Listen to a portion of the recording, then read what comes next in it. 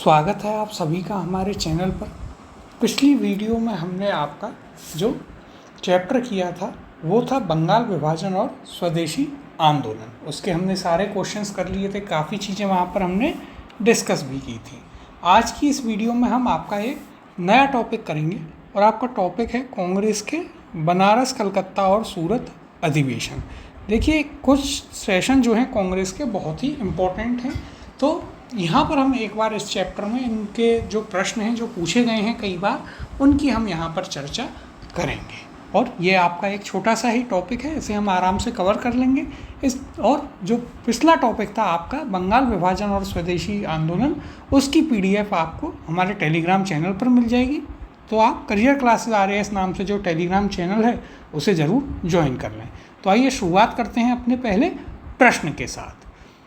18 वर्ष की आयु में स्नातक, 20 वर्ष की आयु में प्रोफेसर तथा सुधारक के सह संपादक, 25 वर्ष की आयु में सार्वजनिक सभा और प्रांतीय सम्मेलन के मंत्री, 29 वर्ष की आयु में राष्ट्रीय कांग्रेस के मंत्री, 31 वर्ष की आयु में महत्वपूर्ण रॉयल कमीशन के समक्ष अग्रणी प्रभा, 34 वर्ष की आयु में प्रांतीय विधायक, 36 वर्ष की आयु में इंपीरियल विधायक एवं 39 वर्ष की आयु में भारतीय राष्ट्रीय कांग्रेस के अध्यक्ष। कौन थे ये? एक देशभक्त जिसे महात्मा गांधी ने स्वयं अपना गुरु माना है। इन शब्दों में से एक जीवनकार ने वर्णन किया है, यानी कि यहाँ पर किसके बारे में ये सारी बातें बताई गई हैं वह आपको बताना है। ऑप्शन है ए पंडित मदन मोहन मालवीय, बी महादेव गोविंद रानाडे, सी गोपाल कृष्ण गोखले या फिर ऑप्शन डी बाल गंगाधर तिलक। और यह आपसे UPSC प्रीलिम्स में पूछा भी गया है। देखिए, इंपॉर्टेंट क्वेश्चन है इसलिए क्योंकि कई बार इस प्रकार के प्रश्न पूछ लेता है, व्यक्ति के बारे में सारी जानकारी दे करके फिर पूछता है कि यह किस व्यक्ति के बारे में। यदि आपको यहाँ पर देखिए क्वेश्चन बड़ा है, आपको इसे देखकर कन्फ्यूज़न भी होगा, लेकिन यहाँ पर एक छोटी सी चीज़ है जिससे आप इस क्वेश्चन को कर सकते हैं। और छोटी सी चीज़ क्या है कि महात्मा गांधी ने स्वयं अपना गुरु माना है। तो महात्मा गांधी का राजनीतिक गुरु कौन था? तो वो थे गोपाल कृष्ण गोखले। तो इसका सही उत्तर हो जाएगा option number C, Gopal Krishna Gokhale.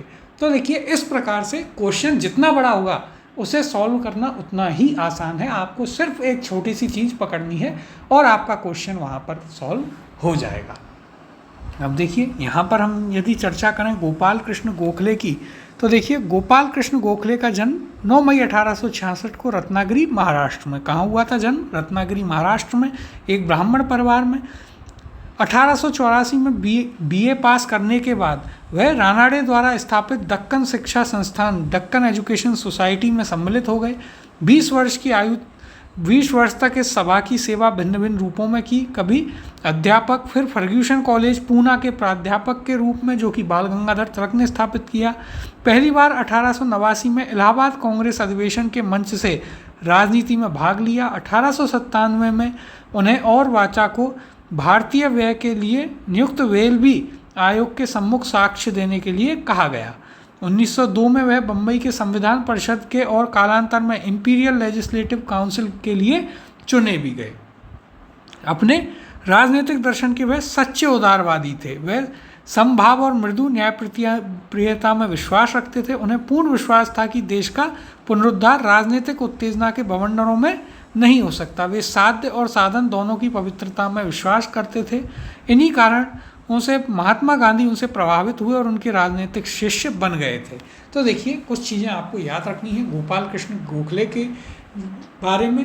बहुत ही इंपॉर्टेंट फिगर हैं भारतीय इतिहास के। कौन? गोपाल कृष्ण गोखले। सबसे बड़ी चीज़ कि महात्मा गांधी जो इस देश के राष्ट्रपिता हैं, जिन्होंने इस देश को रास्ता दिखाया, पथ दिखाया, वे भी उन्हें अपना राजनीतिक गुरु मानते हैं। तो आप सोच सकते हैं कितना बड़ा व्यक्तित्व रहा होगा गोपाल कृष्ण गोखले का। और इन्होंने कई बातें महात्मा गांधी को बताई थी। कांग्रेस में बहुत ही उदारवादी नेता थे, और जब गरम दल और नरम दल, उदारवादी और उग्रवादियों के बीच में संघर्ष हुआ तो वहाँ पर गोपाल कृष्ण गोखले भी मौजूद थे। और उनका कहना था जब तक मैं जीवित हूँ कांग्रेस में तब तक उग्रवादी लोग अब नहीं आ सकते। तो इनकी मृत्यु के बाद ही बाल गंगाधर तिलक वापस लिए गए थे कांग्रेस में। तो यह भी आपको याद रखना है। पूरी स्टोरी जो है वो हम आराम से जब सब्जेक्टिव क्लास करेंगे तो बहुत ही शानदार तरीके से ऐसे उस स्टोरी को करेंगे कि आपके नोट्स भी बने और आपको एकदम याद रहे वो चीज़। अगले प्रश्न की ओर चलते हैं।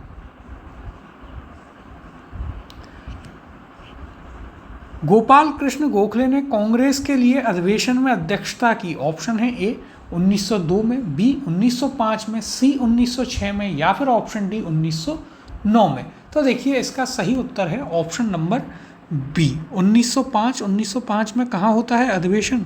अधिवेशन होता है बनारस में। यहाँ पर अधिवेशन होता है कांग्रेस का और इसकी अध्यक्षता करते हैं गोपाल कृष्ण गोखले। अगला प्रश्न है, भारतीय राष्ट्रीय कांग्रेस के 1905 के बनारस अधिवेशन का अध्यक्ष कौन था?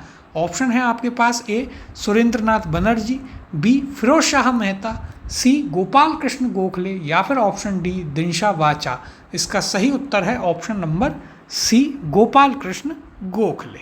अगला प्रश्न है, निम्नलिखित में से किस नेता ने 1906 में कलकत्ता कांग्रेस अधिवेशन की अध्यक्षता की? ऑप्शन है आपके पास A Bal Gangadhar Tilak, B Gopal Krishna Gokhale, option C देखते हैं यहाँ पर। ऑप्शन सी दिया गया है अरविंद घोष या फिर ऑप्शन डी दादा भाई नेरोजी। तो देखिए प्रारंभ में जब हमने कोई आपका चैप्टर किया था कांग्रेस, तो वहाँ पर हमने अधिवेशन जो है उन पर चर्चा की थी और हम जानते हैं कि जो 1906 वाला अधिवेशन था कांग्रेस का कलकत्ता में, उसकी अध्यक्षता की थी दादा भाई नेरोजी ने। ऑप्शन डी यहाँ पर आपका सही उत्तर होगा। तो देखिए आपको याद रखना है क्या? ऑप्शन नंबर डी दादा भाई नेरोजी। अब देखिए क्यों इम्पोर्टेंट है, क्योंकि जब दादा भाई नेरोजी कलकत्ता जो अधिवेशन था 1906, यहाँ पर ही हंगामा हो गया था गर्म दल और नरम दल के नेताओं के बीच में और कांग्रेस का विभाजन यहीं पर हो जाता यदि दादा भाई नेरोजी ना होते। तो उन्होंने किसी तरह से उस विभाजन को रोका, परंतु 1907 के सूरत अधिवेशन में वह विभाजन हो ही गया। अब देखिए यहाँ पर हम चर्चा कर लेते हैं। तो वर्ष 1906 के कलकत्ता कांग्रेस अधिवेशन में अध्यक्ष पद को लेकर पार्टी में विभाजन की नौबत आ गई थी। क्यों? क्योंकि जो गर्म दल के नेता थे बाल गंगाधर तिलक, लाला लाजपत राय, बिपिन चंद्र पाल, वे चाहते थे कि उनमें से कोई एक अध्यक्ष बने और जो नरम दल के नेता थे वे अध्यक्ष बना रहना चाहते थे, क्योंकि वे चाहते थे कि कांग्रेस नरम दल की राजनीति पर चलती रहे। लेकिन दादा भाई नेरोजी के अध्यक्ष बनने से संभावित विभाजन उस समय टल गया। दादा भाई नेरोजी बहुत ही सीनियर लीडर थे, को लगभग सभी राष्ट्रवादी एक सच्चा देशभक्त मानते थे। राजनीतिक विचारों से दादा भाई पूर्ण राजभक्त थे। वे समझते थे कि भारत में अंग्रेजी राज्य से बहुत लाभ हुआ है और वह इस एसोसिएशन जो है ये इनका उससे सदा बने रहने में अभिरुचि रखते थे। राष्ट्रीय कांग्रेस के कलकत्ता अधिवेशन में ही पहली बार दादा भाई नेरोजी ने स्वराज्य की मांग की थी। तो देखिए इसलिए आपका कलकत्ता अधिवेशन महत्वपूर्ण हो जाता है। क्यों? क्योंकि पहली बार स्वराज की मांग जो है कलकत्ता अधिवेशन में की गई थी कांग्रेस के द्वारा, लेकिन प्रस्ताव पारित नहीं हुआ था, यह याद रखें, सिर्फ मांग की गई थी। अगला प्रश्न देखते हैं। कांग्रेस ने स्वराज प्रस्ताव वर्ष 1905 में पारित किया। प्रस्ताव का उद्देश्य था, ऑप्शन है ए अपने लिए संविधान बनाने का अधिकार, परंतु ऐसा नहीं हुआ, बी स्वशासन सुनिश्चित करना, सी उत्तरदायी सरकार या फिर ऑप्शन डी स्वयं की सरकार।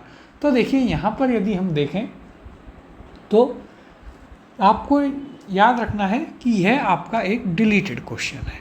क्यों? क्योंकि कांग्रेस ने स्वराज प्रस्ताव 1906 कलकत्ता अधिवेशन में पारित किया था, ना कि 1905 में। और इसके उद्देश्य क्या थे? तो देखिए सिर्फ स्वराज इतना लिखा था, उसको डिफाइन नहीं किया गया था स्वराज को कहीं भी। तो यह आपको याद रखना है, स्वराज उस समय पर डिफाइन नहीं किया गया था। अगले प्रश्न देखते हैं। स्वराज को बतौर राष्ट्रीय मांग के रूप में सर्वप्रथम रखा था। ऑप्शन है ए बाल गंगाधर तिलक ने, बी CR दास ने, चित्तरंजन दास ने या फिर ऑप्शन सी दादा भाई नेरोजी ने या ऑप्शन डी महात्मा गांधी ने। तो देखिए यहाँ पर थोड़ा सा ट्रिकी है, लेकिन सही उत्तर है ऑप्शन सी दादा भाई नेरोजी ने।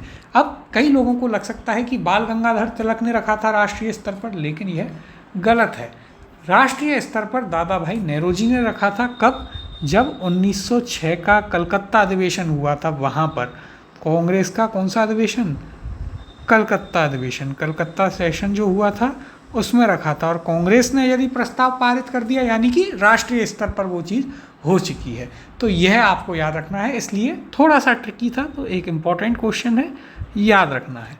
अगला प्रश्न है, कांग्रेस के मंच से भारतीय राष्ट्रीय कांग्रेस के किस अधिवेशन में प्रथम बार स्वराज शब्द व्यक्त किया गया? ऑप्शन है ए बनारस अधिवेशन 1905, बी कलकत्ता अधिवेशन 1906, सी सूरत अधिवेशन 1907 या फिर ऑप्शन डी उपरोक्त में से कोई नहीं। इसका सही उत्तर होगा आपका ऑप्शन नंबर बी कलकत्ता अधिवेशन 1906। कौन थे अध्यक्ष? दादा भाई नेहरू जी, ये याद रखना है। अगले प्रश्न की ओर चलते हैं। देखिए यहाँ पर यदि हम चर्चा करें तो कांग्रेस के मंच से भारतीय राष्ट्रीय कांग्रेस के कलकत्ता अधिवेशन 1906 में प्रथम बार स्वराज शब्द दादा भाई नेहरू द्वारा व्यक्त किया गया था। दादा भाई नेहरू ने स्वराज शब्द की व्याख्या करते हुए इसे कलकत्ता अधिवेशन 1906 में ही भारतीय राष्ट्रीय कांग्रेस का लक्ष्य बताया था। यह आपको याद रखना है। अब देखिए अगला प्रश्न है, स्वराज शब्द का प्रयोग सर्वप्रथम किसने किया? ऑप्शन है आपके पास ए बाल गंगाधर तिलक ने, बी लाला लाजपत राय ने, सी सुभाष चंद्र बोस ने या फिर ऑप्शन डी महात्मा गांधी ने। तो बहुत ही आसान है, इसका सही उत्तर है ऑप्शन ए बाल गंगाधर तिलक ने। और देखिए यहाँ पर जो ऑप्शन है उनमें बाल गंगाधर तिलक, लेकिन यदि यहाँ पर कौन दिए जाएं, यदि आपको यहाँ पर दयानंद सरस्वती दिए जाएं तो हम यह भी कर चुके हैं कि जब आपका हम कर रहे थे कौन सा चैप्टर, जब हम आपका कर रहे थे सामाजिक एवं धार्मिक सुधार आंदोलन, तो वहाँ हम पढ़ते हैं कि सर्वप्रथम दयानंद सरस्वती जो हैं उनके द्वारा क्या था, स्वराज शब्द का प्रयोग किया गया था। तो सर्वप्रथम में यदि दोनों ऑप्शन में हो तो दयानंद सरस्वती आपका सही उत्तर वहाँ पर माना जाएगा। तो देखिए यहाँ भी यदि हम बात करें तो बाल गंगाधर तिलक का कथन था, स्वराज मेरा जन्म से अधिकार है और मैं इसे लेकर रहूंगा। हालांकि स्वराज शब्द का सर्वप्रथम प्रयोग किसने? दयानंद सरस्वती ने किया था, लेकिन यहाँ वे ऑप्शन में नहीं है, इसलिए आप सही उत्तर मानते हैं किसे? बाल गंगाधर तिलक को। अगला प्रश्न है, दादा भाई नेहरू जी आम तौर पर किस नाम से जाने जाते थे? ऑप्शन है ए पंजाब केसरी, बी गुजरात रत्न, सी गुरुदेव या फिर option D grand old man of India. तो देखिए इसका सही उत्तर है option number D, grand old man of India के नाम से जाना जाता है किसे? दादा भाई नेहरू जी को। तो यह आपको याद रखना है। भारत के वयोवृद्ध नेता किसे किसे कहते हैं? तो वह कहते हैं दादा भाई नेहरू जी को। तो यह चीज़ भी आपको याद रखनी है।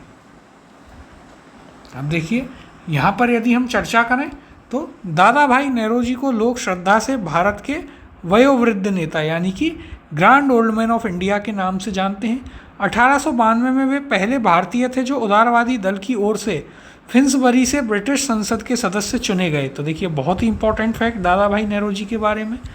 वह भारतीय राष्ट्रीय कांग्रेस के 1886, 1893 और 1906 में अध्यक्ष भी रहे 3 बार। कब कब?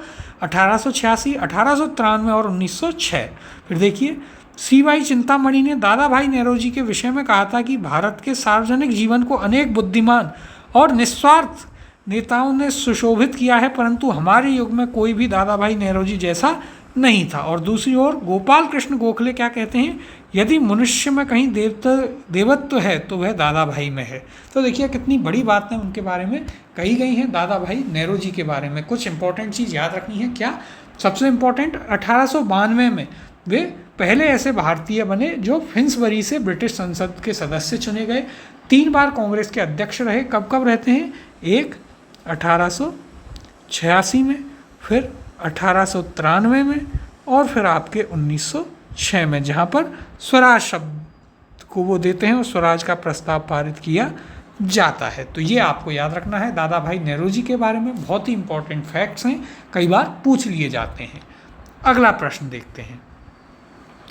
भारत में ग्रैंड ओल्ड मैन की संज्ञा किसे दी जाती है? ऑप्शन है ए दादा भाई नेहरू जी को, बी गोपाल कृष्ण गोखले को, सी रमेश चंद्र बनर्जी को या फिर option D sir Syed Ahmed Khan को।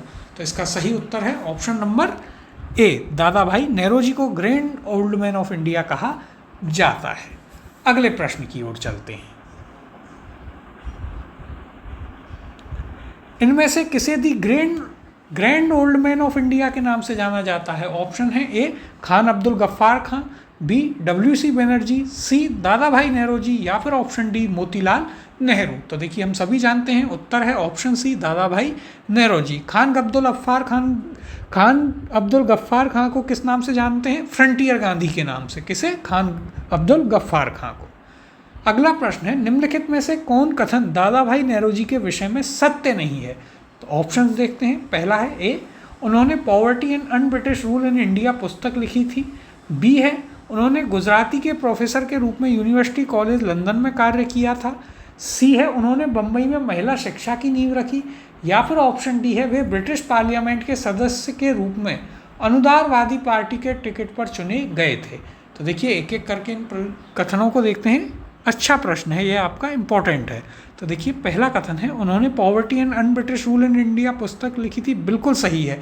दादा भाई नेहरूजी ही वो व्यक्ति थे जिन्होंने ड्रेन ऑफ वेल्थ थ्योरी दी थी, यानी कि किस प्रकार से हमारा पैसा निकाल करके अंग्रेजों के पास ब्रिटेन में पहुंच रहा है, और कैसे उन्होंने अपनी पुस्तक में इस चीज़ को समझाया कि किस प्रकार से गरीबी जो है इन अंग्रेजों के कारण भारत में आई है। तो यह पहला कथन सही है। दूसरा, उन्होंने गुजराती के प्रोफेसर के रूप में यूनिवर्सिटी कॉलेज लंदन में कार्य किया, यह भी आपका कथन सही है। याद रखिएगा, महत्वपूर्ण कथन है, पूछा जा सकता है। तीसरा है उन्होंने बम्बई में महिला शिक्षा की नींव रखी, यह भी सही है। चौथा है वे ब्रिटिश पार्लियामेंट के सदस्य के रूप में अनुदारवादी पार्टी के टिकट पर चुने गए थे, तो यह आपका गलत है। वे चुने गए थे उदारवादी यानी कि लिबरल पार्टी। कौन सी? तो उदारवादी पार्टी। कौन सी? लिबरल। यह आपको याद रखना है। आप ऐसे याद रखिए, खुद उदारवादी व्यक्ति थे तो उदारवादी पार्टी के टिकट पर ही चुनाव जीते थे। कब जीते थे? 1892। कहाँ से जीते थे? फ्रिंसबरी। तो यह आपको याद रखना है। देखिए यहाँ पर यदि हम देखें तो यहाँ पर उत्तर क्या हो जाएगा? ऑप्शन डी आपका गलत है, तो ऑप्शन नंबर डी आपका उत्तर होगा। हम यहाँ पर चर्चा करें तो दादा भाई नेहरूजी 1892 में ब्रिटिश पार्लियामेंट के सदस्य के रूप में उदारवादी यानी लिबरल पार्टी के टिकट पर चुने गए थे। अगला प्रश्न देखते हैं। अब यदि देखिए आपको बाकी के कथन नहीं भी पता हो तो भी आप इसे कर सकते थे। अगला प्रश्न देखते हैं। दादा भाई नेहरूजी के विषय में निम्नलिखित में से कौन सा एक कथन असत्य है? ऑप्शन देखते हैं। ए वह पहले भारतीय थे जो एल्फिंस्टन कॉलेज बम्बई में गणित एवं भौतिकी के प्रोफेसर नियुक्त हुए। बी 1892 में उन्हें ब्रिटिश पार्लियामेंट का एक सदस्य निर्वाचित किया गया था। सी उन्होंने एक गुजराती पत्रिका राष्ट्रगोफ्तार का आरंभ किया था। और ऑप्शन डी उन्हें 4 बार भारतीय राष्ट्रीय कांग्रेस की अध्यक्षता की थी। अब देखिए यहाँ पर यदि आपको एक भी कथन नहीं पता हो इनमें से, तो एक बेसिक से कथन से आप इसे कर सकते हैं, जो हमने अभी थोड़ी देर पहले ही डिस्कस भी किया था। पहले इन कथनों को देखते हैं क्या करके। वह पहले भारतीय थे जो एल्फिंस्टन कॉलेज बम्बई में गणित और भौतिकी के प्रोफेसर नियुक्त हुए, तो यह आपका सत्य है। 1892 में उन्हें ब्रिटिश पार्लियामेंट का एक सदस्य निर्वाचित किया गया था, यह भी सही है। उन्होंने एक गुजराती पत्रिका, हमने इसका नाम पढ़ा है राष्ट्रगोफ्तार, आपको पहले बताया गया था, यह प्रारंभ की थी, यह भी सही है। तो गलत कथन कौन सा हो गया? उन्होंने 4 बार भारतीय राष्ट्रीय कांग्रेस की अध्यक्षता की, यह गलत है। कितने बार? उन्होंने 4 बार ना करके 3 बार की थी। तो सही उत्तर है ऑप्शन नंबर डी। कब कब की थी? तो एक आपके 1886 में, उसके बाद 1893 में, और फिर उन्होंने 1906 में 3 बार उन्होंने कांग्रेस की अध्यक्षता की थी। तो यह आपको याद रखना है। अगले प्रश्न की ओर चलते हैं। ब्रिटिश पार्लियामेंट में चुना जाने वाला प्रथम भारतीय कौन था? ऑप्शन है ए रास बिहारी बोस, बी सुरेंद्र नाथ बनर्जी, सी दादा भाई नेहरूजी, या फिर ऑप्शन डी विट्ठल भाई पटेल। इसका सही उत्तर है ऑप्शन नंबर सी दादा भाई नेहरूजी। कब? 1892 में लिबरल पार्टी के टिकट पर। देखिए यहाँ पर भी हम बात करते हैं तो दादा भाई नेहरूजी, जिन्हें आप grand old man of India के नाम से जानते हैं, प्रथम भारतीय थे जो 1892 में उदारवादी दल यानी लिबरल पार्टी की ओर से फिंसबरी, नाम भी याद रखना है, किस सीट से? फिंसबरी की सीट से ब्रिटिश संसद के सदस्य चुने गए। अपने लंदन प्रवास के दौरान दादा भाई नेहरू जी ने अंग्रेज़ों को भारतीयों की समस्याओं से अवगत कराने के उद्देश्य से लंदन इंडियन सोसाइटी की स्थापना करी। कब? 1865 में, यह भी याद रखना है। तथा ईस्ट इंडिया एसोसिएशन 1866 में ये दो संस्थाएं स्थापित की थी। इनकी भी हम चर्चा कर चुके हैं पहले। तो देखिए यहाँ पर कुछ इंपॉर्टेंट फैक्ट्स हैं जो आपको याद रखने हैं। तो देखिए 1892 में वे फ्रिंसबरी सीट से निर्वाचित होते हैं आपकी लिबरल पार्टी की सीट पर ब्रिटिश पार्लियामेंट के लिए, और ऐसे वे पहले भारतीय थे, यह हम जानते हैं। दूसरा आपको याद रखना है, उन्होंने अंग्रेज़ों को, जो ब्रिटिश थे, उनको भारतीयों की समस्या से अवगत कराने के लिए दो जो संस्थाएं थी उनकी स्थापना की थी। कौन कौन सी? लंदन इंडिया सोसाइटी और ईस्ट इंडिया एसोसिएशन। तो ये दो संस्थाओं के नाम भी आपको याद रखने हैं। अगला प्रश्न है, नरम दल और गरम दल के रूप में भारतीय राष्ट्रीय कांग्रेस का विभाजन किस अधिवेशन में हुआ? तो देखिए यह एक शानदार क्वेश्चन है। ऑप्शन है ए बम्बई, बी सूरत, सी इलाहाबाद और डी लाहौर। इसका सही उत्तर है ऑप्शन नंबर बी सूरत। सूरत अधिवेशन कौन से नंबर का अधिवेशन था कांग्रेस का? तो ये था आपका 23 यानी कि 23वें नंबर का। कई बार ऐसे भी पूछा गया है कि कौन से नंबर के अधिवेशन में जो है कांग्रेस का विघटन हुआ, तो वह था आपका 23वां। अब देखिए यहाँ पर यदि हम बात करें तो इससे पहले होता है कलकत्ता अधिवेशन 1906। वहाँ पर ही दोनों में लड़ाई हो गई, गरम दल और नरम दल में। कांग्रेस के अंदर गरम दल वाले अपना अध्यक्ष चाहते थे और नरम दल वाले अब बना रहना चाहते थे। अंत में क्या हुआ? तो अंत में दादा भाई नेहरू जी को अध्यक्ष बनाकर मामला शांत कराया गया, जैसे तैसे प्रस्ताव पारित हुए। उसके बाद में और 1905 में हम जानते हैं बंगाल विभाजन हुआ, स्वदेशी आंदोलन चल रहा था, और जो आपके गरम दल के जो लोग थे, जो एक्सट्रीमिस्ट थे, उनकी पॉलिसी को पूरे भारत में बहुत सराहाया गया, जो बहिष्कार की नीति थी। तो गरम दल के नेताओं का कॉन्फिडेंस अलग लेवल पर था। वो जब अधिवेशन की सूचना आती है तो वो बोलते हैं कि अधिवेशन नागपुर में होगा। नरम दल वाले समझ जाते हैं कि नागपुर जो गरम दल के नेता हैं उनका इलाका है, वहाँ नहीं जाएंगे वरना विवाद हो जाएगा। तो वो कहते हैं कि हम अधिवेशन करेंगे सूरत में। तो गरम दल के लोग जिनका कॉन्फिडेंस पहले ही हाई था, उन्होंने कहा कहीं भी कर लो। वो पहुँचते हैं वहाँ पर, फिर से यही कि कौन अध्यक्ष बनेगा।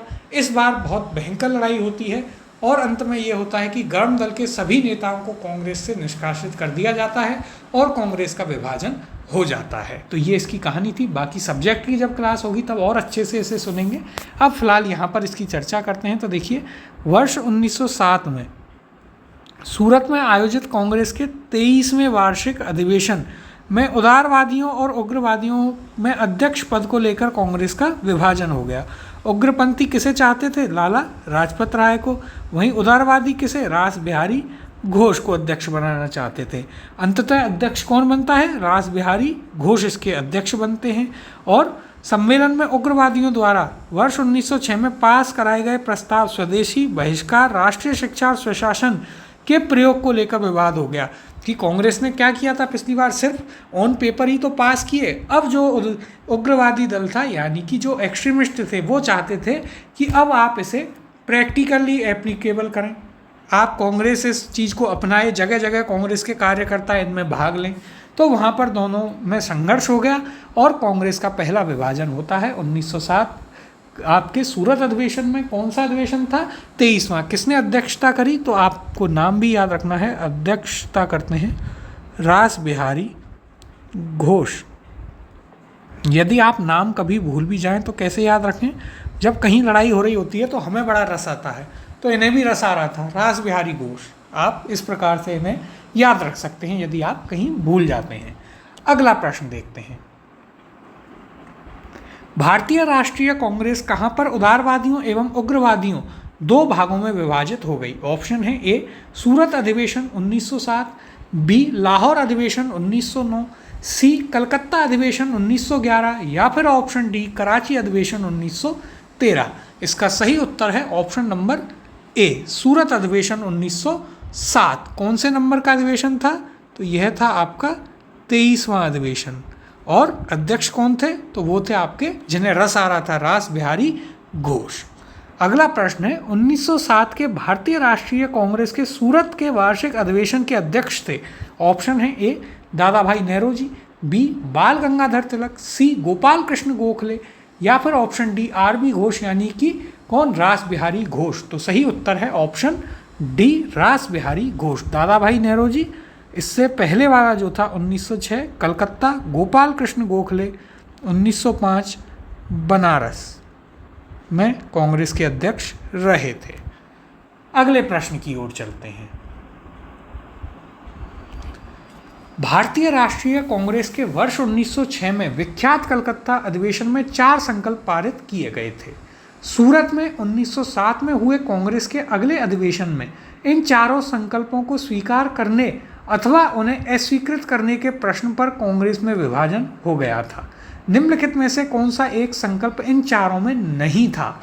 ऑप्शन है ए बंगाल विभाजन को रद्द करना, बी बहिष्कार, सी राष्ट्रीय शिक्षा, या फिर ऑप्शन डी स्वदेशी। और यह आपसे यूपीएससी प्रीलिम्स में पूछा गया है। काफ़ी शानदार क्वेश्चन है ये, क्योंकि यह आपको कंफ्यूज करेगा। अब देखिए यहाँ पर हम बात करते हैं, तो इसका उत्तर होगा ऑप्शन नंबर ए। यह उन जो 4 प्रस्ताव थे उनमें यह शामिल नहीं था। कौन कौन से थे?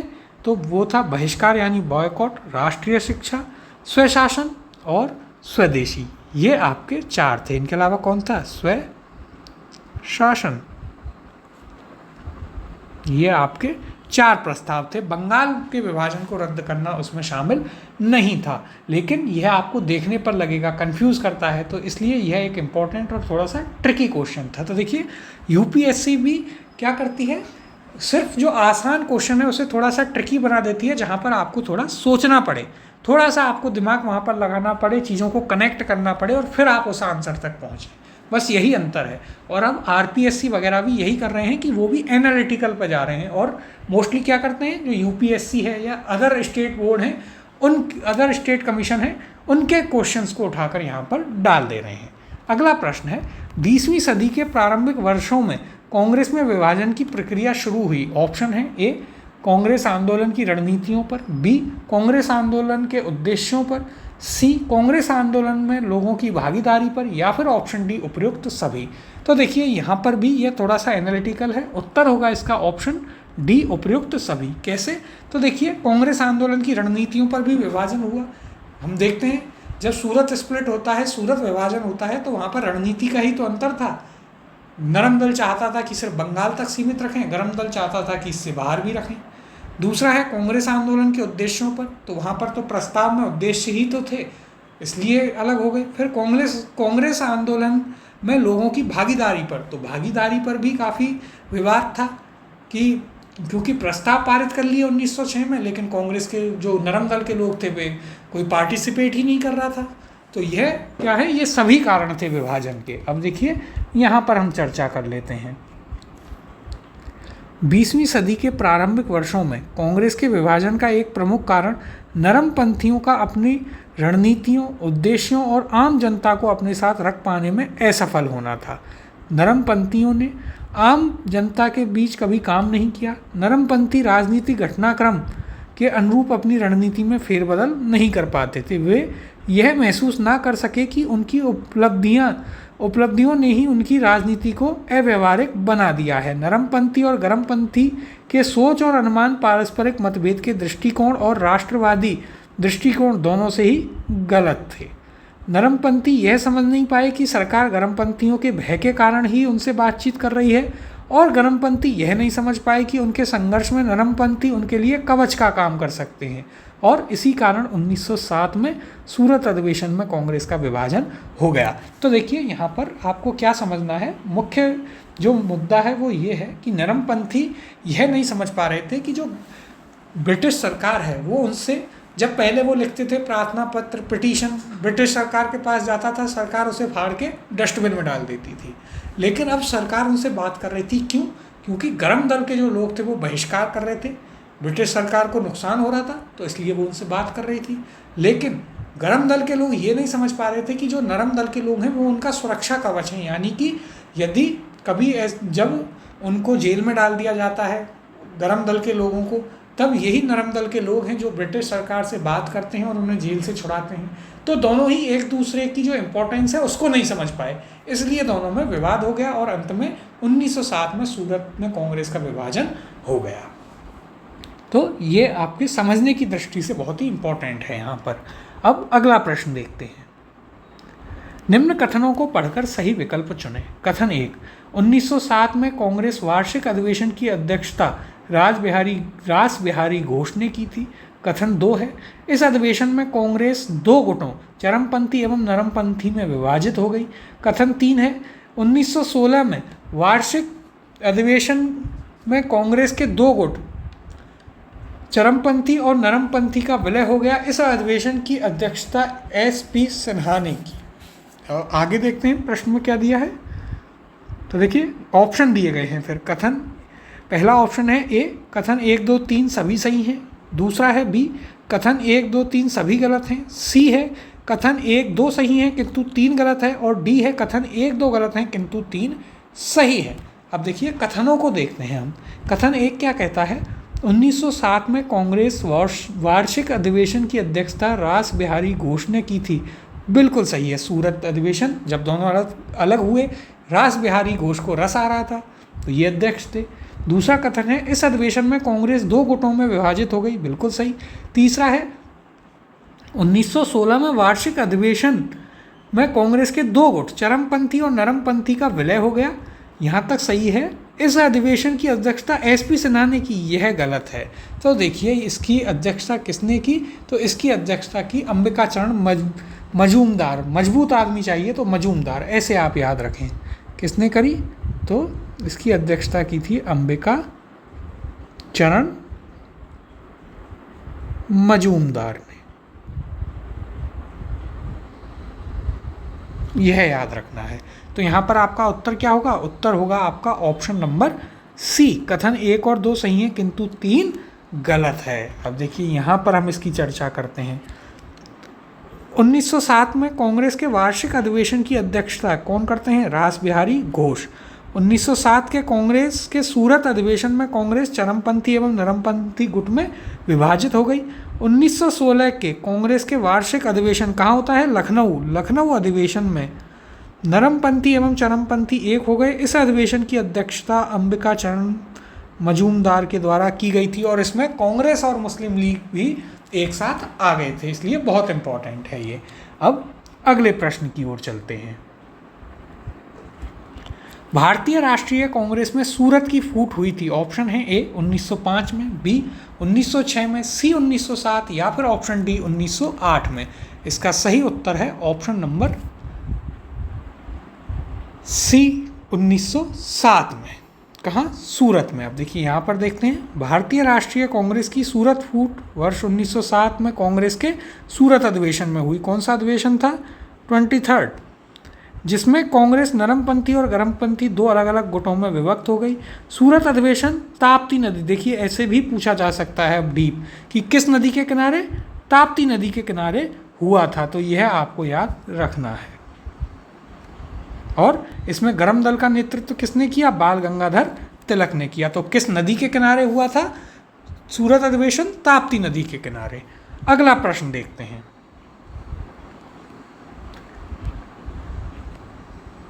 भारतीय राष्ट्रीय कांग्रेस का प्रथम विभाजन कब हुआ था। ऑप्शन है ए 1907, बी 1906, सी 1969 या फिर ऑप्शन डी 1911। तो सही उत्तर है ऑप्शन ए 1907। कहाँ पर, सूरत अधिवेशन। कौन से नंबर का अधिवेशन था, 23वां। 23rd, कौन थे अध्यक्ष, रास बिहारी घोष। किस नदी के किनारे, ताप्ती नदी के किनारे। अगला प्रश्न है, सूरत विभाजन का नेतृत्व किया। ऑप्शन है ए ह्यूम ने, बी डफरिन ने, सी तिलक ने या फिर ऑप्शन डी गांधी जी ने।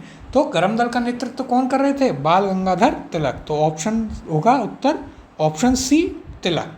अगला प्रश्न है, वर्ष 1907 में सूरत में भारतीय राष्ट्रीय कांग्रेस के विभाजन का मुख्य कारण क्या था। यहाँ पर मुख्य कारण पूछा है। ऑप्शन देखते हैं, ए लॉर्ड मिंटो द्वारा भारतीय राजनीति में सांप्रदायिकता का प्रवेश करना। आगे देखते हैं, देखिए अगला ऑप्शन क्या दिया गया है, ऑप्शन बी आपको दिया गया है, अंग्रेजी सरकार के साथ नरमपंथियों की वार्ता करने की क्षमता के बारे में चरमपंथियों में विश्वास का अभाव। सी दिया गया है मुस्लिम लीग की स्थापना, या फिर ऑप्शन डी है भारतीय राष्ट्रीय कांग्रेस का अध्यक्ष निर्वाचित हो सकने में अरविंद घोष की असमर्थता। तो यहाँ और ये आपसे यूपीएससी प्रीलिम्स में पूछा जा चुका है, काफ़ी अच्छा प्रश्न है। तो देखिए उत्तर होगा इसका ऑप्शन नंबर बी। अंग्रेजी सरकार के साथ नरमपंथियों की वार्ता करने की क्षमता के बारे में चरमपंथियों का विश्वास ना होना। उनका कहना था कि हमें आप पर बिल्कुल विश्वास नहीं है, आप सही तरीके से बात नहीं कर सकते हैं क्योंकि आप अभी तक कुछ भी नहीं कर पाए हैं। और जबकि आप हमारी नीति देखिए बहिष्कार की और स्वदेशी की, तो अंग्रेजी सरकार आज आपसे आके बात भी कर रही है और लोगों का समर्थन भी मिल रहा है, हम आम जनता से कनेक्ट भी कर पा रहे हैं। तो इसका उत्तर है ऑप्शन नंबर बी। अब इसकी चर्चा कर लेते हैं। तो देखिए वर्ष 1907 में सूरत में भारतीय राष्ट्रीय कांग्रेस के विभाजन का मुख्य कारण था अंग्रेज सरकार के साथ नरमपंथियों की वार्ता करने की क्षमता के बारे में चरमपंथियों के विश्वास का अभाव। सूरत अधिवेशन में चरमपंथी लाला लाजपत राय को अध्यक्ष बनाना चाहते थे, जबकि उदारवादी रास बिहारी घोष को अध्यक्ष बनाने के पक्षधर थे। अंततः रास बिहारी घोष जो हैं अध्यक्ष बनते हैं और यहाँ पर कांग्रेस का विभाजन हो जाता है। तो ये प्रश्न थे आपके किस पर, कांग्रेस के कुछ महत्वपूर्ण जो अधिवेशन हुए जैसे बनारस, कलकत्ता और सूरत अधिवेशन। अब अगली क्लास में हम आपके बात करेंगे मुस्लिम लीग पर। मुस्लिम लीग आपका अगला टॉपिक होगा, उससे संबंधित क्वेश्चंस को हम वहाँ पर करेंगे और काफ़ी सारे प्रश्न हम देखेंगे उसमें दिल्ली दरबार के भी, इसके अलावा मौर्य मिंटो रिफॉर्म जो थे, मौर्य मिंटो सुधार, उनके प्रश्न भी हम उसमें रखेंगे। ये जो प्रश्न किए हैं इनकी पीडीएफ आपको हमारे टेलीग्राम चैनल पर मिल जाएगी, जो कि करियर क्लासेस RAS के नाम से है, जिसे आप ज़रूर ज्वाइन कर लें।